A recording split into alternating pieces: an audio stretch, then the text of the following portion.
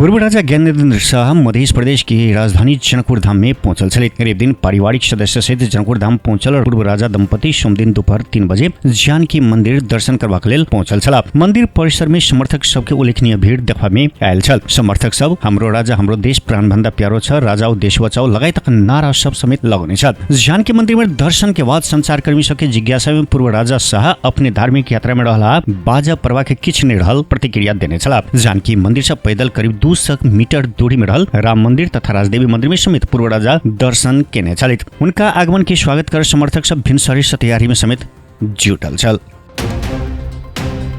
सिरहा में पोस्टमार्टम के लिए लगेल सब अस्पताल से गायब भेलेस। गोलबाजार नगरपालिका 3 जमदही के 16 वर्षीय निशा वानिया के सब अस्पताल से गायब भेलेस। निशा गत शनि दिन भिनसर करीब 10 बजे के समय में अपने घर में लटकल अवस्था में मृत्यु भेटल छल। प्रहरी हुनक सब परीक्षण पोस्टमार्टम के लिए लहान स्थित प्रादेशिक अस्पताल ल गेल छल। मुदा सोम दिन सब लावा अस्पताल एला पर निशा के सब अस्पताल में नहीं रहल आ दोसर युवती के सब अस्पताल से बूझ के कहला के बाद आफंत अखन गोलबाजार स्थित पूर्व पश्चिम राजमार्ग में चक्का जाम क प्रदर्शन में उतरल छल। अस्पताल का मेडिकल सुप्रिंटेंडेंट रंजीत झा कहलन कि सप्तरी के खड़ग नगरपालिका से शनि दिन उन्हें प्रकृति के शव आयला उनका सबके रेप दिन भूलवश निशा के सब लगेल दावी केने छथि। वो सब निशा के सब जरा चुकल आ सप्तरी की युवती के सब एते रहल वो दावी केने छथि। जिला प्रहरी कार्यालय सिरहा के प्रवक्ता एवं डीएसपी रमेश बहादुर पाल एहि विषय में अनुसंधान भरल जानकारी देले। हम सब एहि संबंध में अनुसंधान शुरू केने छी। वो बतौर एहन ने होबरबाक छल केना के भेल ताहि संबंध में अनुसंधान के बाद विस्तृत बात खोजबाक वो जानकारी देलन।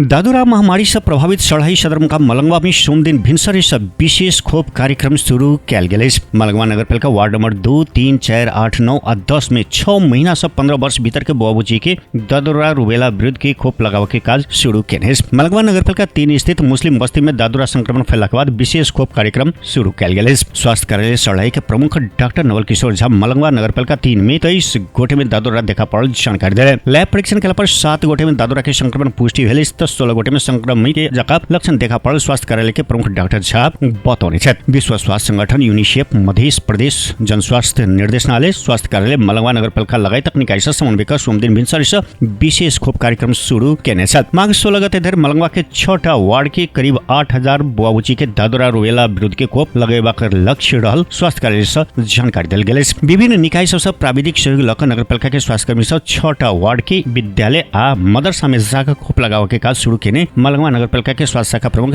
विष्णुकांत शाह बतौले। उनके अनुसार स्वास्थ्य कार्यालय साथे मौजदात रहल खोप बुआबुची के लगाव लागल अछि। वैसे आगू दादुरा रुबेला विरुद्ध के खोप लगावल गेल बुआबुची में सेहो अखन विशेष खोप कार्यक्रम के समय खोप लगाव के स्वास्थ्य शाखा प्रमुख शाह बतौले। नेपाल में उन्मूलन भ चुकल घोषणा कैल गेल दादुरा देखा पड़ला के बाद स्वास्थ्य तथा जनसंख्या मंत्रालय के प्रत्येक निकाय से चाहे के देखाब मलंगवा में विशेष खोप के कार्यक्रम संचालन केने। सोम दिन भिनसर विशेष खोप कार्यक्रम के निरीक्षण करते मध्य सरकार के स्वास्थ्य मंत्री जंगीलाल राय विशेष खोप कार्यक्रम के प्रभावकारी बनावे संबंध स्वास्थ्य कर्मी सबके निर्देशन देने छथि। चिकित्सक के अनुसार एकदम संक्रामक मानल गेल दादुरा रोग एक व्यक्ति से दूसरे व्यक्ति में सहजे सड़ते। दादुरा लागल व्यक्ति समय शुरू में तेज बुखार आवे के, खोखी लागे के, नाक से पानी बह के, आंख लाल होवे के, आंख से पानी बह के, 3 से लेकर 5 दिन में चेहरा तथा शरीर के विभिन्न भाग में फोका आवे के लगायत लक्षण सब देखा पड़ल चिकित्सक सब बतौने। दादुरा से 1 गोटे संक्रमित भेला पर वो 12 से लेकर 18 गोटे धरि दादुरा सह सकते। श्वास प्रश्वास के माध्यम से ई रोग सड़ते।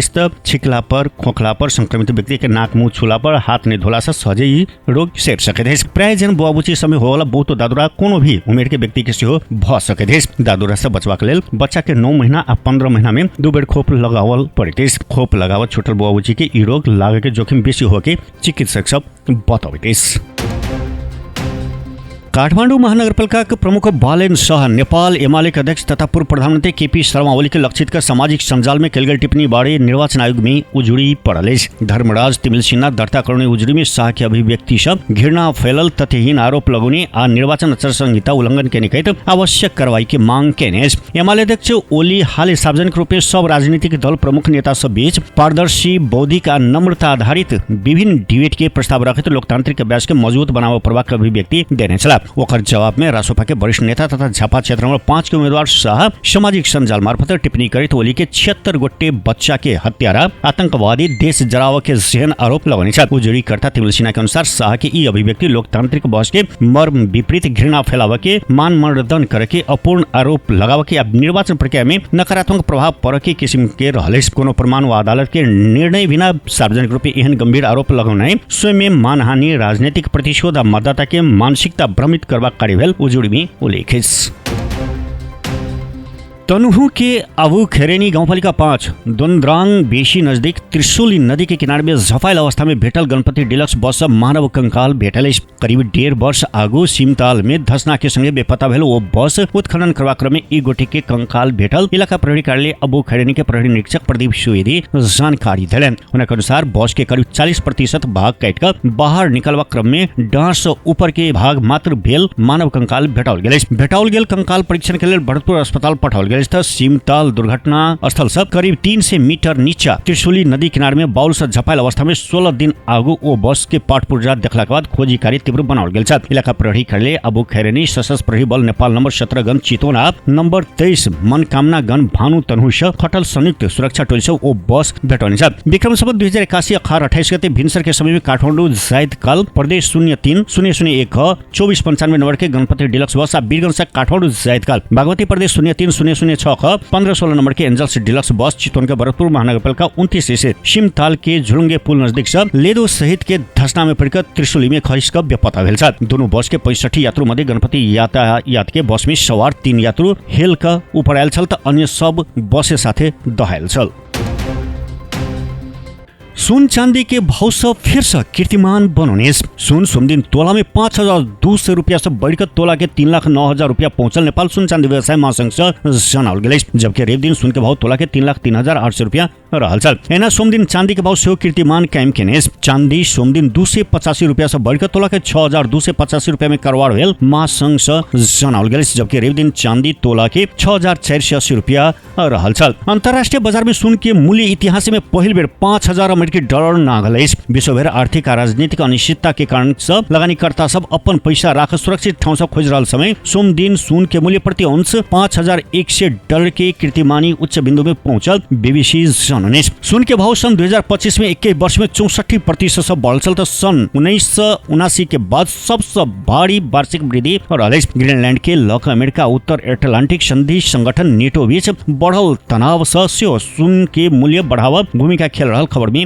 उल्लेख। अमेरिकी राष्ट्रपति डोनाल्ड ट्रम्प व्यापार नीति से बाजार की चिंता बढ़ने गत शनि दिन ट्रम्प चीन साथ व्यापार समझौता कल गेल कनाडा ऊपर 100% कर लगाने धमकी देने सुन आ अन्य बहुमूल्य धातु के सुरक्षित लगानी मानल जाए थे जेमे लगानीकर्ता सब अनिश्चितता के समय में लगानी करते। ऐना शुक्र दिन चांदी के मूल्य से इतिहास में पहली बार प्रति अंश $100 नागल। गत वर्ष चांदी के मूल्य करीब 150% से बढ़ल विश्वव्यापी तनाव कारण एहि वर्ष सुन के मूल्य $6,000 धरि जा सकबाक विश्लेषक सबके अनुमान रहले।